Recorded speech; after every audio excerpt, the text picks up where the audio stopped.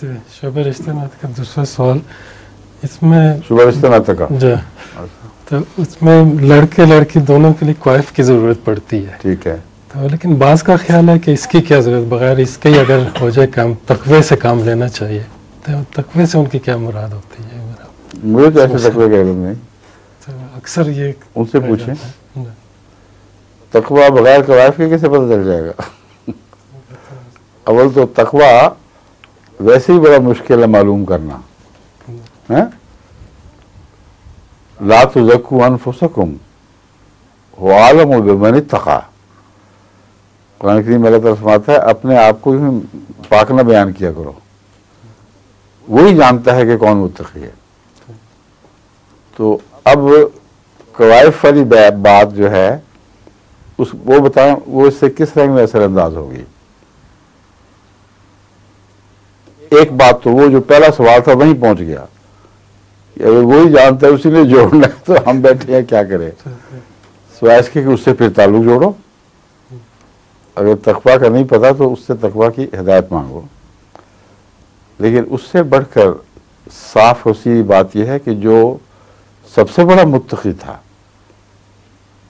جو یہ فرماتا تھا کہ تقویٰ یہاں ہے، تقویٰ یہاں ہے، اس کی ہدایت پہ کیوں نہیں چلتے؟ اس کی ہدایت کوائف کے خلاف نہیں ہے، اس سب سے متقی کی ہدایت یہ ہے کہ نیکی دیکھو، وہاں لفظ تقویٰ نہیں استعمال فرمایا، دین دیکھو، دین میں اس کا روزمرہ کا چال چلن جو دکھائی دیتا ہے، اور دین میں اس کے اخلاق جو سب کو معلوم ہوتے ہیں اس سے برتنے کے نتیجے میں، وہ سب شامل ہیں۔ تو ایک انسان کو جب رشتے کے لیے دیکھنا ہو یا لڑکی کو رشتے کے لیے دیکھنا ہو تو سب سے اعلیٰ چیز اس کی دینداری ہے، تقویٰ کی بحث نہیں ہے، وہ اللہ ہی بہتر جانتا ہے۔ جو ہمیں دکھائی دیتا ہے وہ تو کوائف سے ہی پتہ لگے گا نا، بغیر کوائف کے کیسے پتہ چلے گا؟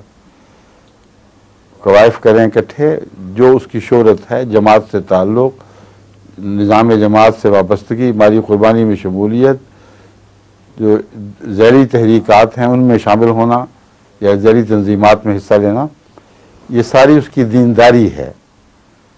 اور اس کے علاوہ اس کے اخلاق، کوئی بدتمیز ہے، بدخلق ہے، یا ایسے ہے جو حصہ لیتے ہیں لیکن بدخلق بھی ہوتے ہیں ساتھ، تو اس حد تک وہ دین سے گر جاتے ہیں۔ یہ شرط رسول اللہ صلی اللہ علیہ وسلم نے اول رکھی، اور یہ ساری باتیں کوائف سے تعلق رکھتی ہیں۔ دوسری فرمایا کفر، اب کفر کا کس طرح پتہ چلے گا اگر کوائف نہیں ہوں گے؟ کفر سے مراد ذات نہیں ہے، مگر کفر سے مراد رہن سہن اور معاشرہ ہے، اور اس کا رشتوں پر بہت اثر پڑتا ہے۔ بہت سے رشتے اس لیے ناکام ہوئے کہ پاکستان کا آیا ہے اور یہاں شادی کی، یہاں کا رہن سہن مختلف ہے، اور اس کی وجہ سے وہ ہم مزاج نہیں ہو سکے۔ لیکن ایسے بھی ہیں یہاں جن کے اندر دینی لحاظ سے یعنی اخلاقی لحاظ سے یہ صلاحیت ہے کہ وہ دوسرے کی ضرورتوں کا خیال رکھیں، ان کے تقاضے پورے کریں، تو اس صورت میں کفر ثانوی ہے، دین پہلے ہے۔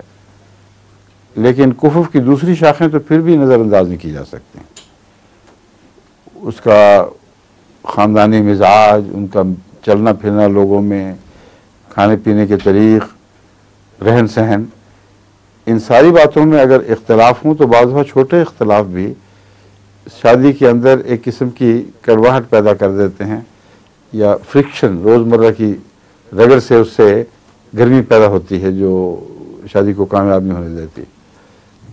تو کفر بھی دیکھنے کا فرمایا ہے۔ تو یہ دو چیزیں تو آپ کے کوائف سے تعلق رکھتی ہیں کہ نہیں؟ بس پھر ٹھیک ہے۔